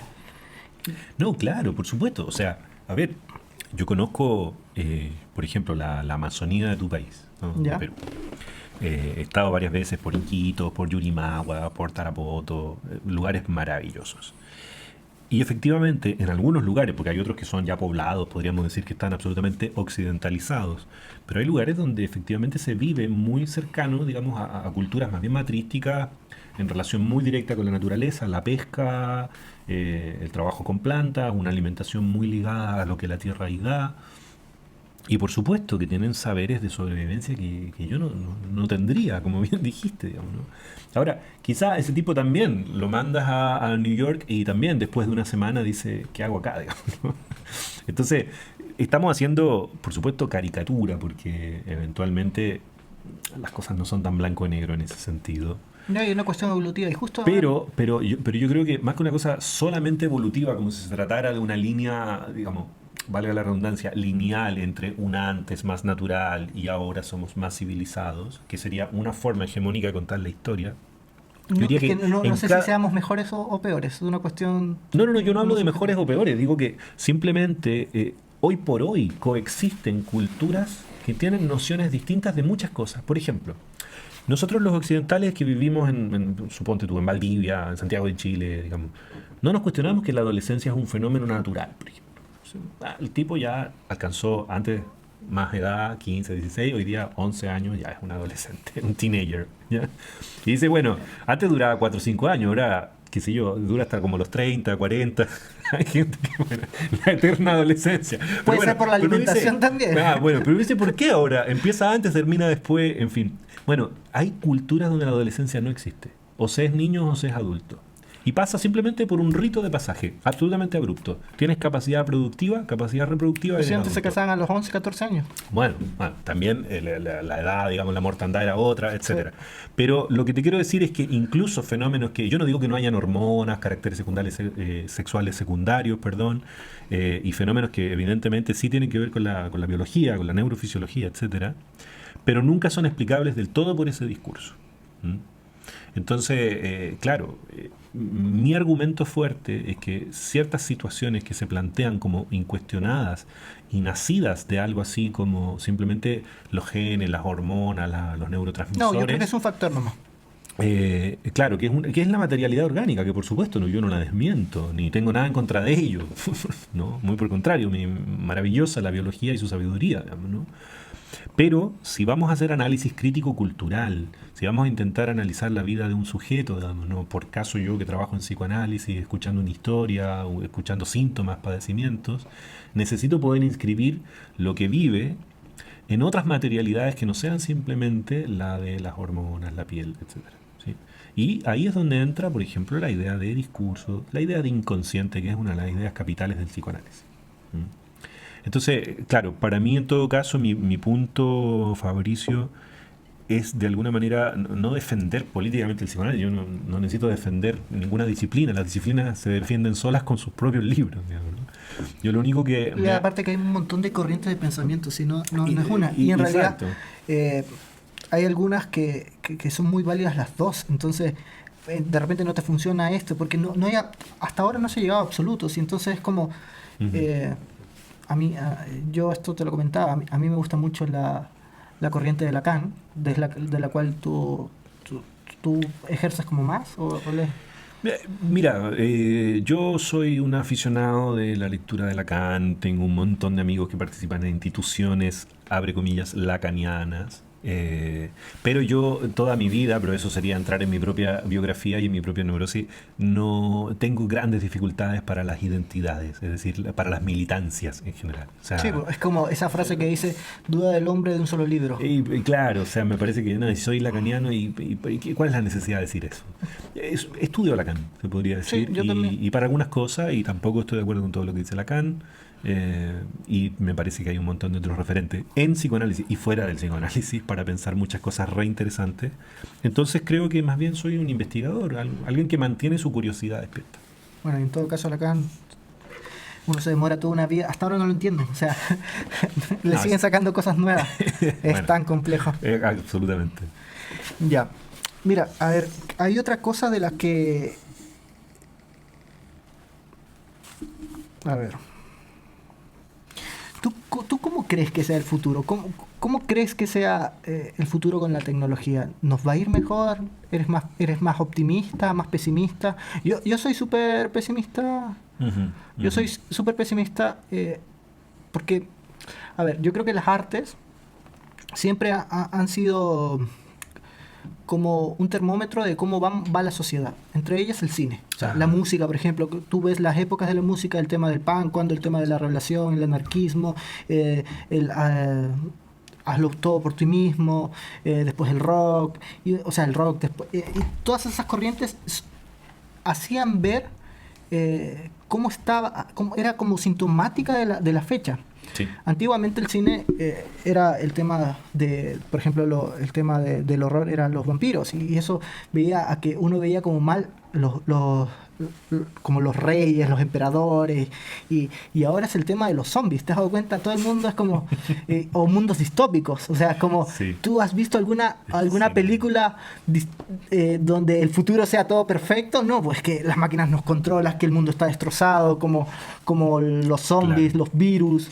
Aquí hay un autor que se llama Frederick Jameson y que también lo toma Slavoj Žižek, que dice, para nosotros nos resulta más fácil imaginar el fin del mundo bajo la idea de la Que el fin catástrofe del capitalismo. que el fin del capitalismo. Es muy Que un buena esa modesto frase. fin del capitalismo. Claro, y ahí la idea de lo distópico es re interesante. Yo absolutamente concuerdo que el cine es una plataforma de análisis cultural, incluso ideológico, re fuerte.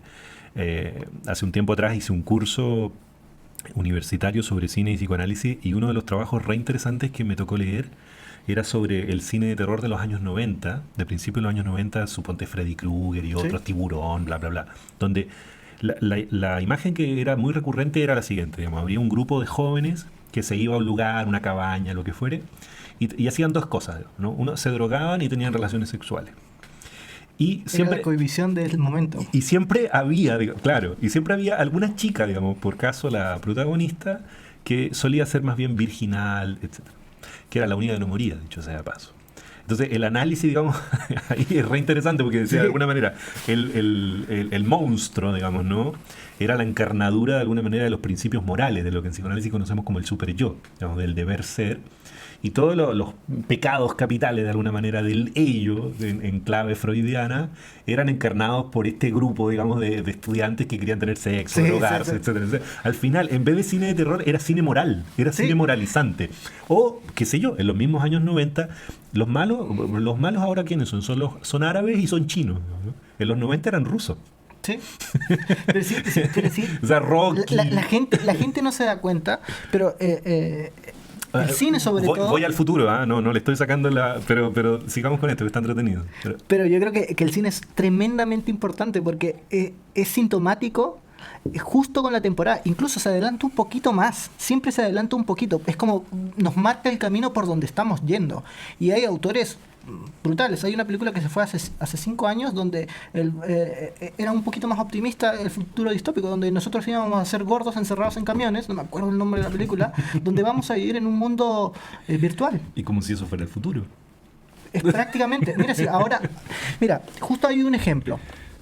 O sea, que lo que pasa es que una pequeña viñeta, o sea, tipo como paréntesis a lo que estás preguntando. Y es que nosotros siempre pensamos que la catástrofe está allá, un poco más adelante. No, pero ya se Yo está creo que dando. nosotros tenemos que analizar la catástrofe que hoy vivimos en muchos ámbitos. También las maravillas de nuestro mundo. O sea, no vamos a ser tontos graves, digamos, ¿no? No. Pero evidentemente Yo pienso, Fabricio, que aquí, lejos de tener un discurso antitécnica, antitecnología, tipo una cierta lectura que se hizo de Heidegger en algún minuto, que eso es deshumanizante, nos saca de una relación poética con el mundo, más directa con la naturaleza, yo para nada, yo creo que hay que avanzar en tecnología, robustecer la tecnología.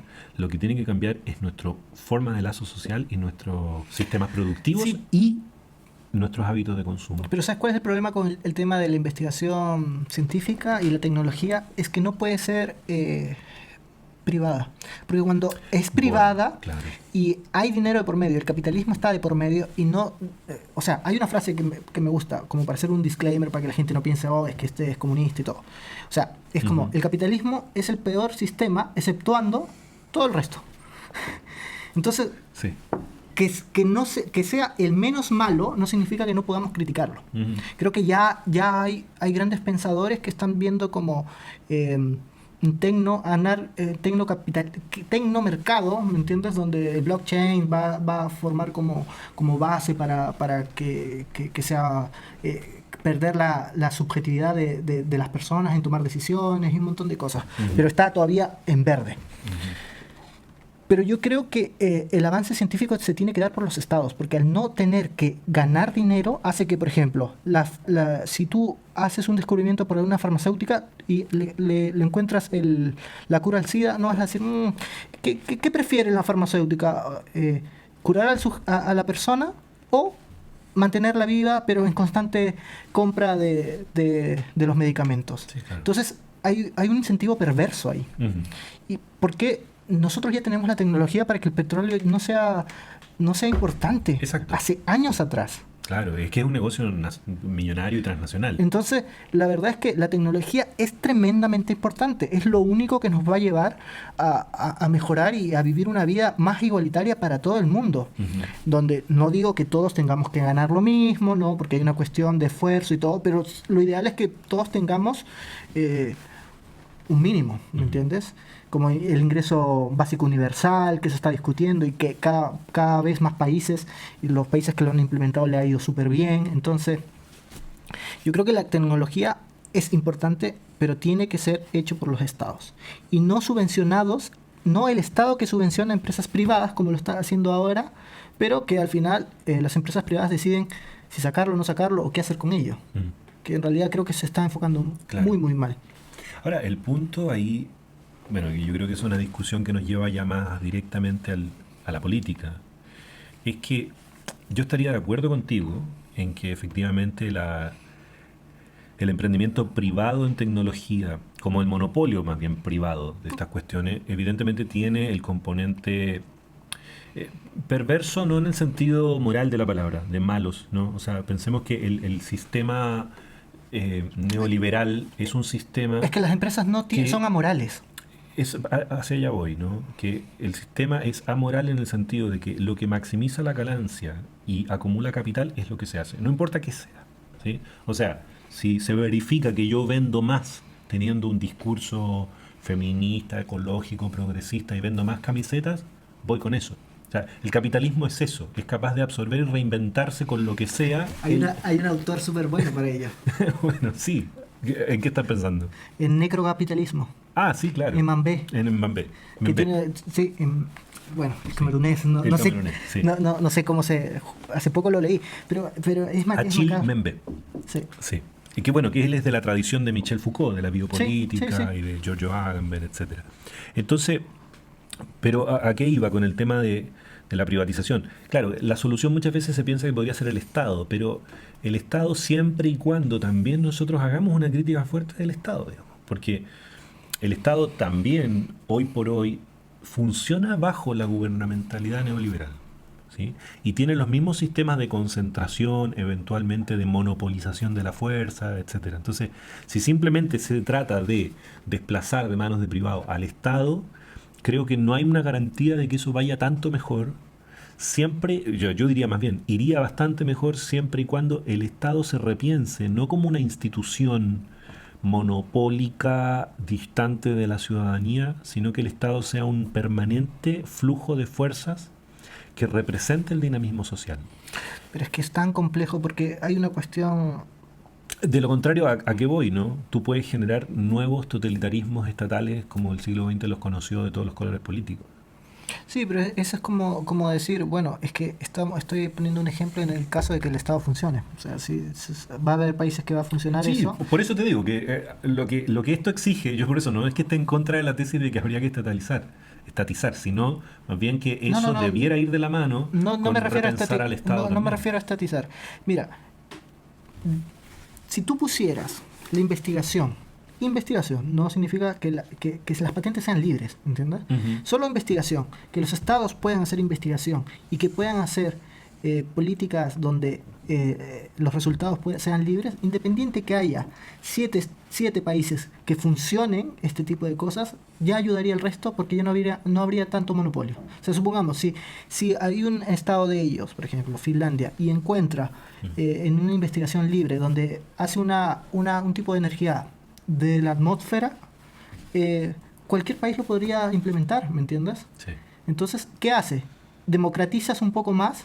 Las licencias, finalmente. Exacto. ¿Y qué haces? Que los petróleos bajen y que en realidad todos los países... No significa que todos los países tengan que tener investigación y desarrollo. Exacto. Como tal. Porque es como decir que América Latina, que todos los estados de América Latina, con el ciclo de populismo que está habiendo, de derecha hacia izquierda, que es exactamente lo mismo en el ámbito populista, que se pongan de acuerdo para que el Estado funcione, van a pasar muchísimos años. El problema, en todo caso, te lo invierto, Fabricio, porque yo creo que ese diagnóstico, ¿quién podría no compartirlo? Que efectivamente hay ciertas cuestiones que tienen que ver con bien mayor de la humanidad. No es que yo inventé una pasta dentrífica y la vendo por ahí, sino que cuestiones que podrían mejorar significativamente el ambiente, el calentamiento global, por caso una vacuna, qué sé yo, que efectivamente representan cuestiones significativas para la humanidad, para la sociedad, para el planeta, que no estén en la licencia monopólica de unos cuantos pocos que puedan especular financieramente con eso o venderla, por ejemplo, supongo yo descubro eso, entonces me la compra la licencia el tipo que sigue queriendo trabajar con petróleo, me la compra cara, digamos. Pero eso es culpa de Occidente. Entonces, justamente eso yo te iba a hacer la pregunta, a ti de vuelta, ¿no? Bueno, si ese diagnóstico es claro, sabemos que esas cosas no debieran ocurrir, ¿cuál es tu lectura de por qué siguen ocurriendo? Pues en cierto modo tú dices, bueno, el mundo produce alimentos suficientes para que no hubiera hambruna. Y el 60% se agota. Claro, existe aún suficientes recursos para un sinfín de cosas. No obstante, la concentración de esos recursos sigue siendo una cuestión nefasta. En Chile, supongamos, ¿no? Para regadío en sectores, en amplios sectores, digamos, hay mucha agua, pero para las comunidades hay comunidades sin agua, digamos, ¿no? Entonces, esas son cuestiones que uno diría, en todo el mundo están pasando, o sea, en lo micropolítico ocurre, en los pequeños territorios ocurre y en lo macropolítico también ocurre. Y ahí es donde yo creo que a veces uno se queda simplemente en la declaración de intenciones como humanistas, ¿no? Del buen cristiano incluso, como de estas cosas no debieran ocurrir, uno debería colaborar, o las cosas que son de bien para la humanidad no debiera haber especulación financiera ahí, sino que debieran entregarse a todo el mundo. Y bueno, nadie entre comillas, de buen corazón diría que no, digamos. Pero no obstante no ocurre. Y yo creo que esa es una pregunta interesante para la humanidad. ¿Por qué no ocurre si sabemos que eso es lo que debería ocurrir? Mira, eso es una crítica que le tienen a los grandes pensadores de filosofía. Es como, ok, ustedes plantean las soluciones pero no las aplican. O sea, no hacen que se vuelvan realidad. Porque una cosa es pensarlo y otra cosa es ejecutarlas. Ajá. Que en realidad el cementerio está lleno de buenas ideas y de grandes personas. Uh-huh. Entonces, y en realidad yo soy de las personas que creo que las buenas ideas no valen nada. Si no las ejecutas no valen para nada. Y es por eso que yo creo que en este momento hay una corriente donde la gente ya no da para más. O sea, llegó un punto donde yo soy bastante pesimista y regresamos al tema del cine, en que en 10 años va a haber un mundo distópico. O sea, va a empezar con los países más avanzados, donde los taxis se van a manejar solos, los camiones se van a manejar solos. Va a ser una nueva revolución industrial, pero... somos 7.000 millones de personas. Mucha gente se va a quedar sin trabajo y no va a poder reinventarse. O sea, tú te das cuenta de la cantidad de gente que hace Uber y tiene una carrera. O sea, imagínate, llegamos a la persona que estudió diseño gráfico. Ahora tienes una aplicación Adobe Canvas que hace prácticamente lo mismo que una persona que estudió 5 años. Esa persona, la gran mayoría no se reinventó. ¿Cómo va a entrar al mercado laboral? Es imposible. Y no hay una salida para ello. Entonces, al ver la presión, yo creo que la gente no queda... Ya la gente está arrinconada. Esto no había pasado, yo creo que nunca. Yo creo que nunca había pasado de forma global, porque por lo menos si pasaba en algún país, no lo podías ver del otro país. Ahora todos estamos viendo de que cada vez es más difícil. No es lo mismo, por ejemplo, yo lo podría decir a mis hijas de que es que si te esfuerzas, es que si trabajas, ellas van a aprender más idiomas, o sea, para que lleguen a lo que yo en algún punto pude llegar, van a tener que ser 3 veces más eficientes y 3 veces más inteligentes que yo. O sea, ya no da para más. Entonces, yo creo que ya no hay salida. O sea, por eso está el tema de las marchas sociales, el tema de, ¿sabes qué? Ya no te compro el cuento. Ya está pasando ahora con el tema de la radicalización del mensaje. Ya no hay, si te das cuenta, y esto es culpa de las redes sociales, o eres rojo o eres azul, eres verde o eres amarillo, pero ya no hay medios. O sea, si te das cuenta, las grandes, por ejemplo, en Estados Unidos, o Fox News o CNN, ¿me entiendes? No hay medios. Y ahora son abiertamente estos medios, te dicen, bueno, yo voy a mi nicho de mercado y cada vez me polarizo más. Tú ves en redes sociales y si tú escuchas, por ejemplo, cosas de filosofía, cada vez te va a meter más en filosofía, más en filosofía, más en filosofía. Entonces te radicaliza en un pensamiento. Si tú lees sobre las manzanas, te va a decir de esta manzana, esta manzana, esta manzana, esta manzana, y te vas a hacer todas las manzanas posibles, pero no hay, porque lo que quiere el algoritmo es que tú permanezcas más tiempo. Entonces ya llegó un punto donde yo creo que ya no se puede hacer de la vista gorda. Y creo que ya hay grandes personas que están haciendo el cambio. ¿O cómo ves tú que la situación se puede alargar un poco más? Yo creo que en 10 años ya no va a haber marcha atrás. El cambio climático ya es un hecho. Ya no se puede tapar. O sea, ya antes, por ejemplo, ya estábamos jodidos como humanidad con África y la gente se daba de la vista gorda. Pero ahora ya te está afectando. Y como sesgo de proximidad, ya es como te está afectando de que en tu propio país, en este caso donde yo vivo, en Chile, haya gente donde realmente se siente que no tiene oportunidades. Aunque uno diga, no, es que sí tienes oportunidades, nosotros. Pero hay gente que no ve salida. Sí.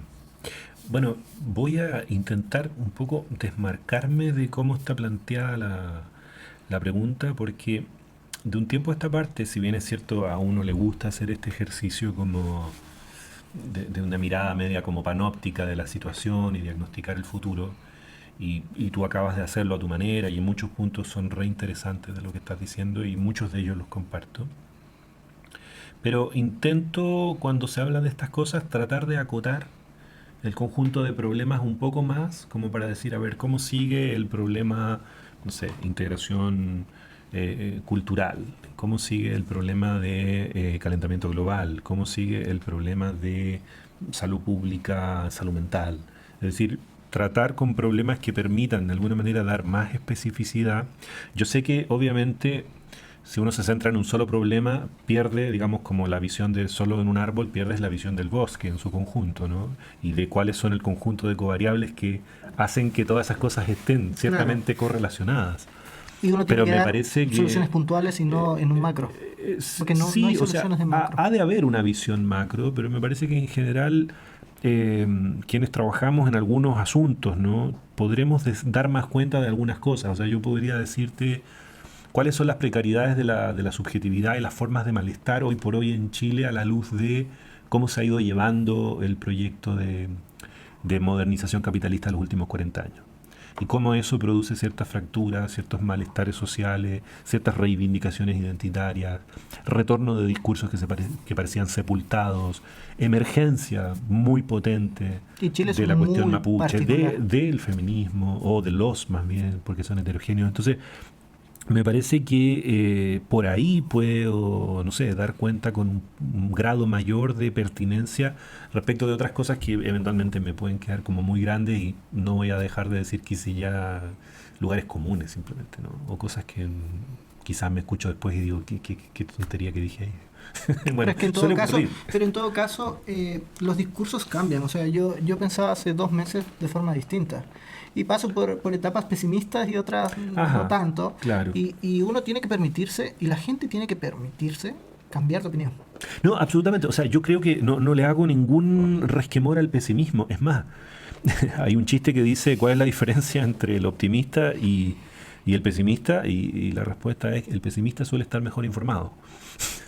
Esa es la única diferencia. Sí. Por lo tanto, yo creo que, a ver, diagnosticar situaciones, digamos, ¿no? Y no tratar de maquillarlas, desmentirlas, efectivamente es mejor para todos los casos. O sea, nosotros solemos operar con el clásico mecanismo de defensa en que se está quemando un edificio y preferimos romper la alarma, digamos, ¿no?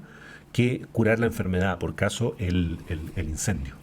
Entonces yo diría que efectivamente nosotros tenemos que ser unos diagnosticadores muy agudos de nuestra forma de malestar. Entre ellas la cuestión medioambiental, que creo que es fundamental dentro de las que estás mencionando. Entonces no soy contrario a aquello, al revés, me parece que es súper importante como insistir en eso porque hay mucha gente opera como la lógica de hay una cierta como de pensamiento mágico que nos ayuda a negar la realidad, ¿no? Es como, perdona el ejemplo quizá un poco doméstico y hasta obsceno, pero cuando por ejemplo uno va al baño, ¿no? Y hace sus necesidades de feca, hace lo que sea, tira la cadena, a nivel de experiencia espontánea, la sensación es que eso desaparece. Sí. ¿No, verdad? Ya sé dónde va el ejemplo. Pero tú le preguntas a la persona, bueno, pero eso desaparece. No, va a alguna parte, pero no quiere saber. ¿No? Entonces, claro, va a una cañería que eventualmente termina en el mar y que bla, bla, bla, y lo mismo con el plástico, etcétera. Entonces, nuestra vida de alguna manera está estructurada, lo mismo con la segregación, por ejemplo, en Santiago, ¿no? Hay mucha gente que vive en los sectores acomodados que no ha bajado a Plaza Italia y para los cuales literalmente la pobreza no existe. O sea, pueden articular una vida donde eso no existe, a pesar de racionalmente saber que existe y pagar sus culpas con techo para Chile y eso, ¿no? Pero lo que te quiero decir es que Hay una frase hay ahí, muchos mecanismos de negación de la realidad que nos impiden tomarle el peso al desastre ecológico que estamos viviendo, porque entre comillas decimos sí, buena onda, como que si fuera una cuestión de Discovery Channel o Nat Geo, digamos, pero después salgo a la calle y está el parque al frente y mis hijos están jugando en el parque y bueno, uno ve el cielo y siguen las nubes. Entonces uno dice, no, bueno, no debe ser tan grave. Hasta que ya sea muy tarde. Hasta que ya sea muy tarde, exactamente. Y eso muchas veces ocurre también con las relaciones de pareja, con los síntomas propios.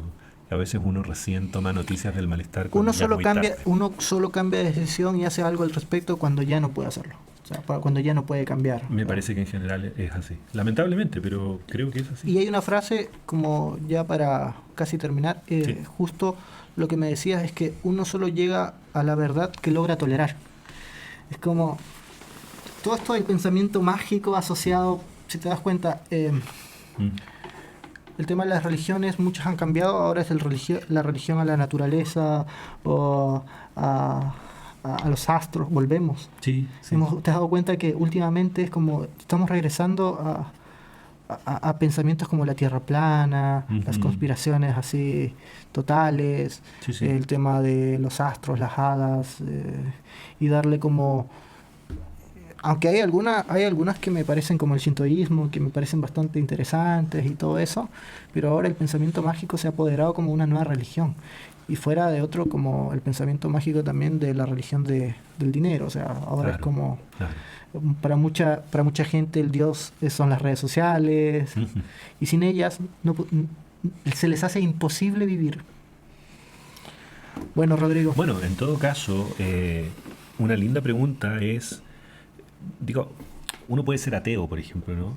Pero eso no significa que uno no deposite en algo un lugar de garantía de verdad, como una suerte de fundamento último que explica y le da sentido a las cosas.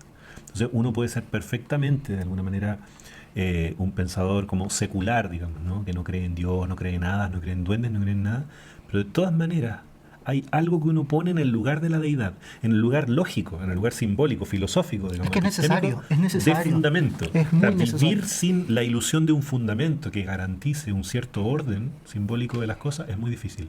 Por eso, por ejemplo... Tendrías que ser hard determinist, y si fueras tendrías que pegarte un tiro para ser consecuente de Claro. ello. Entonces, cuando hay una catástrofe en nuestras vidas que no se explica por qué está ocurriendo, nosotros lo primero que intentamos hacer es atribuirlo a algún sentido.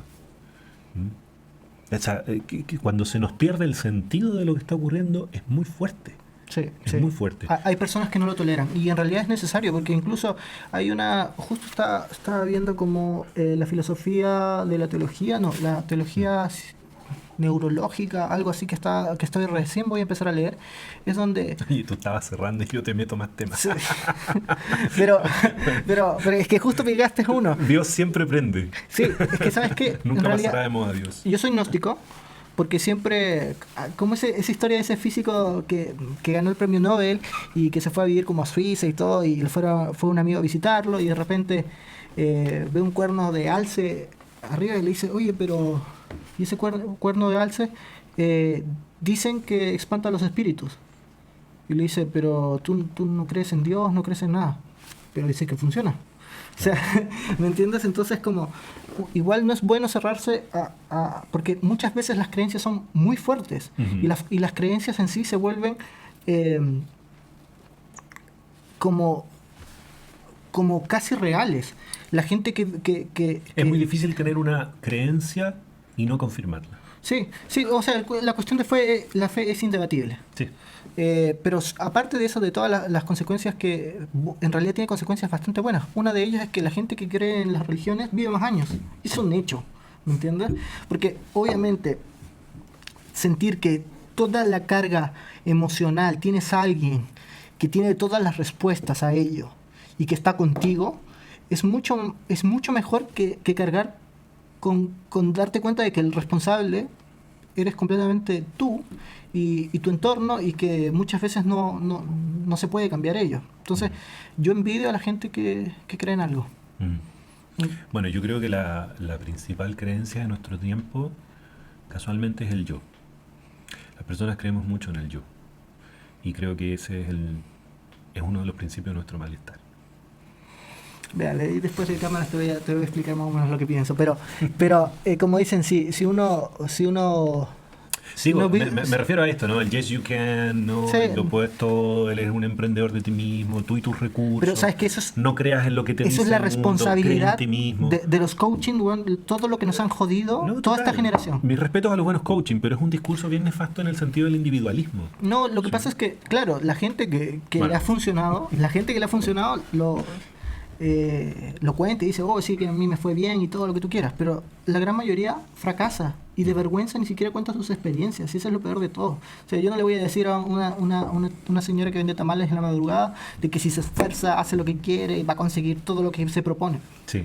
Fíjate que yo, por lo menos de mi parte, para cerrar, Fabricio, y también agradecerte esta invitación y decirle a las personas que nos han seguido que en esta como asociación libre, media rizomática y caótica, pero que espero que haya sido interesante en algunos pasajes, es que nosotros, yo diría, estamos invitados a restituir la belleza del fracaso. El fracaso, entendiendo como experiencia, herida, fisura, está absolutamente reprimido en nuestra sociedad. Es decir, todo tiene que ser redondo, exitoso, bonito. Las redes, que hemos estado hablando transversalmente de eso, están hechas de eso, digamos, ¿no? El mejor perfil, la foto que no sirve se borra, el fracaso no se publica, oye, hoy día me saqué un 4.3, no, va al 7. Entonces, somos de alguna manera prisioneros de nuestro propio éxito. Por lo tanto, el fracaso se vive necesariamente en forma melancólica, depresiva y anónima. Sí, eso es verdad. Y no como aprendizaje, no como vínculo con el otro, y no como algo que no tiene que ver con el ámbito de la tragedia, sino con el ámbito de la comedia. Es decir, cuando uno fracasa, cuando uno tropieza, es chistoso. Y si no, podemos reírnos de la nosotros. comedia es justo tragedia más tiempo es comedia. Eso. O sea, tú puedes se te puede morir un familiar. Se te puede morir un familiar, pero si tú haces un chiste al día siguiente, no va a ser gracioso. Pero Sí. Dale unos 6, 7 años y te vas a reír de eso, de la experiencia de tu tío que se murió. Exacto.